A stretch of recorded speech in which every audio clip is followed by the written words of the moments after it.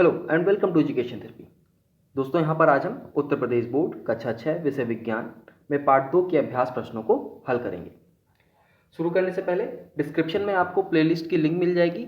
वहाँ पे आप कक्षा 6 की गणित, कक्षा 6 के विज्ञान, कक्षा 7 का विज्ञान, कक्षा 8 का विज्ञान, इन सभी विषयों को आप पढ़ सकते हैं। डिस्क्रिप्शन में प्लेलिस्ट की पूरी लिंक है और साथ साथ टेलीग्राम चैनल की भी लिंक है। आप जाके उसको ज्वाइन करिए, फ्री ऑफ कॉस्ट है। वहाँ पे आपको जो भी चीज़ें हम पढ़ते हैं उसकी PDF फाइल और वीडियो के नोटिफिकेशंस आपको टाइमली मिलते रहेंगे।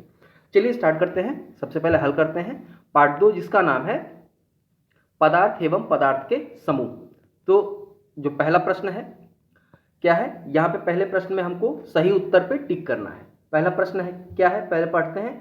वर्गीकरण आवश्यक है या वर्गीकरण आवश्यक होता है। तो क्यों आवश्यक होता है? देखिए, वर्गीकरण करने से क्या क्या चीजें हमको मिलती हैं। वस्तुओं को व्यवस्थित रखने हेतु हमको जरूरी है, जैसे लोहे की वस्तु एक जगह, लकड़ी की वस्तु एक जगह, तो ऐसे बहुत सी चीजें होती हैं। प्लास्टिक की अलग रखते हैं, तो व्यवस्थित करने हेतु। दूसरा है वस्तुओं एवं पदार्थों के गुणों को आसानी से समझने हेतु। विद्यालय के पुस्तकालय हेतु, तो विद्यालय में भी जो पुस्तकें रखी होती हैं, विज्ञान की अलग होती हैं, गणित की अलग होती है, या कक्षा 6 की अलग है, 7 की अलग रखी है, 8 की अलग रखी है, ऐसे रखे जाते हैं ना। तो वर्गीकरण इन सभी के लिए जरूरी होता है। तो हमारा ऑप्शन 4 यहाँ पे सही है, सभी हेतु। अगला देखते हैं। किसी द्रव को गर्म करने पर वह बदल जाता है। तो कोई भी द्रव अगर गर्म किया जाएगा तो वो गैस में परिवर्तित होगा। ठीक है। अगला देखिए, गैस को किसी बर्तन में रखने पर क्या होता है। किसी गैस को अगर हम किसी बंद बर्तन में रखें तो क्या होगा, वह गैस उस पूरे बर्तन में फैल जाएगी। ठीक है, यानी पूरी तरह से उस बर्तन में फैल जाएगी। अगला देखते हैं। पदार्थ की निर्माण की इकाई है। तो पदार्थ की निर्माण की इकाई क्या है, परमाणु। किसी भी पदार्थ के निर्माण की इकाई परमाणु होती है। ठीक है। इसके बाद दूसरा प्रश्न है रिक्त स्थान। यहां पे रिक्त स्थान मैंने भर दिए हैं पहले से ही। देखिए, ठोस का आकार क्या होता है, निश्चित होता है। अगरबत्ती की सुगंध गैसीय गुणों के कारण कमरे में फैल जाती है। नमक पानी में घुल जाता है। अणु पदार्थ का वह सूक्ष्मतम कण है जो स्वतंत्र अवस्था में रह सकता है। और जो परमाणु है वो क्या है, परमाणु स्वतंत्र अवस्था में नहीं रह सकता, लेकिन रासायनिक अपक्रिया में परमाणु भाग लेता है। इसके बाद तीसरा प्रश्न देखते हैं। थर्ड क्वेश्चन क्या है, पदार्थ की 3 अवस्थाओं के नाम लिखिए। तो पदार्थ की 3 अवस्थाएं कौन कौन सी हैं, ठोस, द्रव, गैस। अगला प्रश्न, पदार्थ की उस अवस्था का नाम लिखिए जिसमें पदार्थ का आयतन और आकृति दोनों निश्चित हो। तो पदार्थ का आयतन और आकृति कहाँ निश्चित होती है, ठोस में निश्चित होती है। तो ठोस अवस्था में पदार्थ का आयतन और आकृति निश्चित होते हैं। अगला प्रश्न देखते हैं। पदार्थों के वर्गीकरण से क्या तात्पर्य है। पदार्थों को उनके सामान्य लक्षणों के आधार पर अलग अलग समूहों में व्यवस्थित करने की क्रिया को वर्गीकरण कहते हैं। जैसे उनके रंग के आधार पे, उनके आकार के आधार पे, उनकी कठोरता के आधार पे, उनके चुंबकत्व के आधार पे।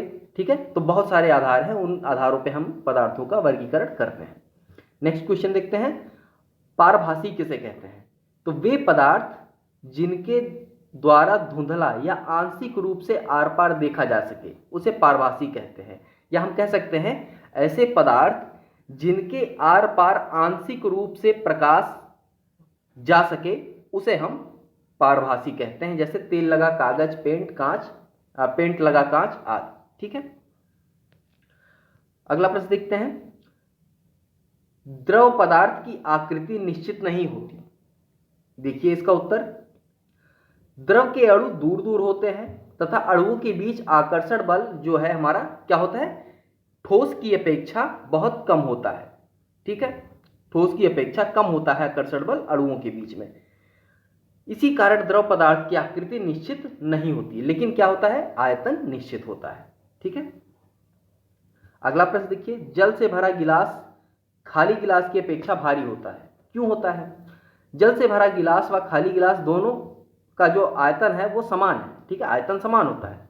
जल के अणु निकट होने के कारण जल से भरे गिलास में गिलास के साथ जो जल का भार होता है वो उसमें जुड़ जाता है। ठीक है, जबकि खाली गिलास में केवल गिलास का भार होता है, या कह सकते हैं उसमें हवा का भार होता है।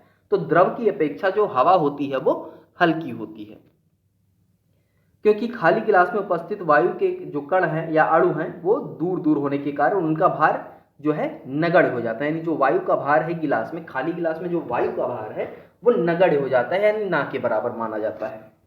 इसी कारण जो है जल से भरा गिलास हमेशा भारी होता है खाली गिलास से। अगला प्रश्न देखते हैं, 5वां। एक प्रयोग बताएं जिससे स्पष्ट होता हो कि पदार्थ स्थान घेरता है।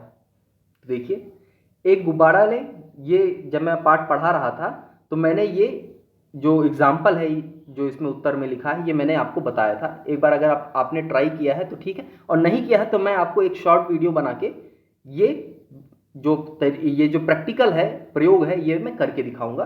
ठीक है, शॉर्ट वीडियो, फटाफट आप 20-30 सेकंड में ये सारी चीजें समझ जाएंगे। चलिए, उसमें जो है हवा भरें और हवा भरने के बाद गुब्बारा फूलने लगता है और स्थान घेरता है। यानी गुब्बारा फूलने का मतलब क्या है, जैसे बैग होता है ना, बैग में हम कॉपी किताब भर देते हैं तो क्या होता है, बैग फूल जाता है। कॉपी किताब निकाल देते हैं तो क्या होता है, बैग पचक जाता है। वैसे ही गुब्बारा है, गुब्बारे में हम हवा भर देते हैं तो गुब्बारा फूल जाता है, यानी उसके अंदर हमने सामान रख दिया। और जब हवा निकाल देते हैं तो इसका मतलब गुब्बारा पचक गया, इसका मतलब हमने उससे सामान निकाल लिया। तो कहीं भी सामान रखा जाएगा तो वो जगह फूल जाएगी या जगह भर जाएगी, तो इसका मतलब वहां स्थान घेरा जा रहा है। तो इसका मतलब हवा भी स्थान घेरती है। ठीक है, या कोई भी पदार्थ, हवा की बात ही नहीं करेंगे, यहाँ पे कोई भी पदार्थ हो, जैसे हवा हो गया, पानी हो गया, कॉपी किताब हो गए, कपड़े हो गए, ये सब क्या है, पदार्थ हैं और ये स्थान घेरते हैं। अगला प्रश्न देखते हैं, किसी पदार्थ को ठोस अवस्था से द्रव अवस्था तथा द्रव अवस्था से ठोस अवस्था में कैसे बदला जा सकता है। उदाहरण के लिए हम पानी को लेते हैं। जैसे बर्फ को अधिक तापमान में रखने पर ठोस अवस्था वाला बर्फ जो है ये द्रव अवस्था में यानी पानी में बदल जाता है। उसके बाद क्या करेंगे, 0 डिग्री सेल्सियस तक ठंडा करने पर यही द्रव क्या होता है, यही द्रव पानी हमारा फिर से ठोस अवस्था में परिवर्तित हो जाता है। अब अगर हम इसको गैस में बदलना चाहें तो ये जो पानी हमारा परिवर्तित हुआ था, इस पानी को हम क्या करेंगे, और गर्म करेंगे लगभग 100 डिग्री सेल्सियस तक। ठीक है, तो क्या हो जाएगा हमारा, ये गैस की अवस्था में आ जाएगा, क्या हो जाएगा, गैस हो जाएगा। ठीक है, चलिए अगला प्रश्न देखते हैं, ठोस, द्रव और गैस में अंतर उदाहरण सहित बताएं। ठोस पदार्थ में कण बहुत पास पास होते हैं, इनमें आपसी आकर्षण बल बहुत अधिक होता है जो इन्हें एक साथ बांधे रखता है। ठोस के कण स्थिर होने के कारण इनकी आकृति एवं आयतन निश्चित होता है, जैसे कांच, पत्थर, लोहा आदि। ठीक, द्रव के अणु एक दूसरे से दूर दूर होते हैं और आपसी आकर्षण बल ठोस की तुलना में कम होता है। इसी कारण ये द्रव अवस्था में रहते हैं और इनकी आकृति जो है वो निश्चित नहीं होती, पर आयतन निश्चित होता है, जैसे जल, मिट्टी का तेल, सरसों का तेल आदि। गैस की बात करें तो गैस पदार्थों के कण अपेक्षाकृत बहुत दूर दूर होते हैं, यानी द्रव के जो कण होते हैं उनकी तुलना में भी ये गैस के जो कण होते हैं, अणु होते हैं, ये बहुत दूर दूर होते हैं। और इसी कारण इनमें आकर्षण बल जो होता है वो लगभग नहीं के बराबर होता है, यानी ना के बराबर होता है। इसीलिए इनकी आकृति और आयतन दोनों निश्चित नहीं होते, जैसे ऑक्सीजन गैस, हवा, या और कोई भी गैस, मान लीजिए हाइड्रोजन गैस आदि। ठीक, अगला प्रश्न देखते हैं, पारदर्शिता के आधार पर पदार्थ कितने प्रकार के होते हैं, उदाहरण सहित बताइए। तो पारदर्शिता के आधार पर पदार्थ कितने प्रकार के होते हैं, 3, पारदर्शी पदार्थ, अपारदर्शी पदार्थ और पारभासी पदार्थ। ठीक है, अब उदाहरण की बात करें तो पारदर्शी हमारा प्लेन मिरर, ठीक है, यानी ट्रांसपेरेंट प्लेन, मतलब जो ट्रांसपेरेंट मिरर होता है, शीशा, वो हो गया। अपारदर्शी हमारा क्या होगा, लोहा हो गया, लकड़ी का मेज हो गया, ये सब अपारदर्शी है। पारभासी तेल लगा कागज, ये पारभासी हो जाएगा। अगला प्रश्न देखते हैं, परिवेश में पाई जाने वाली 3 कठोर व मुलायम वस्तुओं के नाम लिखिए। तो कठोर में अगर देखें तो लोहा, लकड़ी, कांच, ये कठोर वस्तु हैं। मुलायम की बात करें तो रबड़ की गेंद, स्पंज, ऊन, ये सब, या रुई, ये सब क्या है, हमारी मुलायम वस्तुएं हैं। अगला प्रश्न देखिए, चुंबक किन किन पदार्थों से निर्मित वस्तुओं को अपनी ओर आकर्षित करता है। तो जो चुंबक है वो लोहे से बनी वस्तुओं को अपनी ओर आकर्षित करता है, साथ साथ अगर वो वस्तु निकिल, कोबाल्ट, इन सभी चीजों से बनी है तो भी चुंबक उसको आकर्षित करेगा। ठीक है, तो चुंबक जिन वस्तुओं को आकर्षित करता है उसको हम कहते हैं चुंबकीय पदार्थ, और जिनको आकर्षित नहीं करता उनको अचुंबकीय पदार्थ कहते हैं।